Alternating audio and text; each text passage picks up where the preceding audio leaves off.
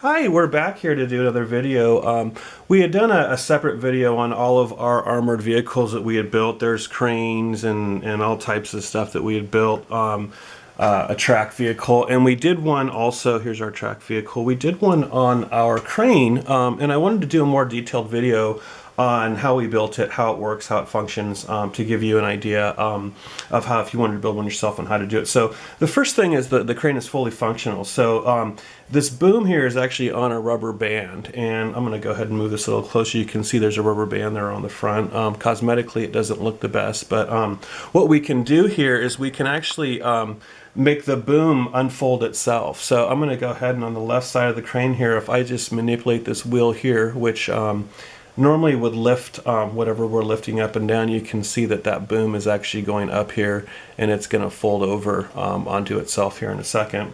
And then conversely, if we're putting the crane away or we want to lower the boom, we can go ahead and move it back and get it back into a stowing position. So kind of a neat little feature that we built into it. So as this moves over, the other thing I can do is I can raise and lower the boom. And what I'm going to need to do here is actually zoom out quite a bit so you can get an idea of actually see the top of the boom. So I'm going to move the camera just up a little bit here, and we'll go ahead and on the left side of the crane itself, I have a knob, and what that does is if I move that, it raises the boom up here. So you can see here I'm actually raising the boom, and it's fully functional, so we can move it around in a circle if we want to move it around in a circle, and then we can also lift things. So I have I just have something pre-positioned here, and I'm going to go ahead and put some slack in the crane itself, and we'll add something here.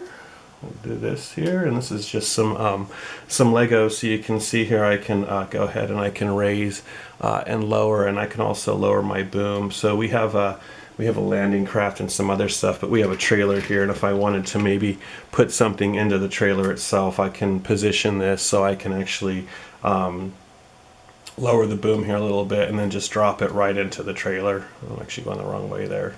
And get it out also too. So kind of a neat little feature we built into it. So a little bit of more detail here. We actually, on the front here, to get into the cab itself, this piece actually moves up, back, and then over to open up. So kind of a futuristic little style there. Kind of reminded us of Back to the Future and the DeLorean that they had. So again, just back, up, and over, and then it opens up. So.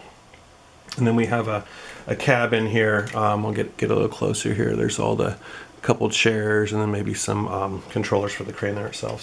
So how did we build the crane? So that was a tough one here. So I'll give you an idea, and I'm going to have to kind of zoom in here on this a little bit, and we'll just go over the basic controls here on this. And I'm going to go ahead and leave that boom up for a second, position this. So we have a couple wheels here, and the way we have this built is the wheels are actually what are manipulating the crane. And then the other thing that we learned with our last crane, and if you haven't got a chance to watch that, it's on the crane we built on our ship. That was the first crane we built, and it took quite a while to learn all the details and go through challenges, is we have to put tension. So it's one thing to have some string here in a wheel, and another thing to have maybe at the top of the crane itself some string. But the problem you run into is that you don't have any tension on it, so you have to continually hold on to whatever you're lifting. So what we did here is we did tension two ways. So on the boom itself, we have a rope that goes from the left side, and that actually goes into the back of the crane here. I'm going to go and lift up, and it actually ties in right here. And what we did too is we actually have this angled. So if you notice, we have this higher than this. And what this rope does is it goes down, and then it kind of is forced to pull straight up. So when we get this all the way down, if you don't have it like that, you can't lift it. And so what that does is it kind of just uses angles to make sure you're lifting it. On the other side, on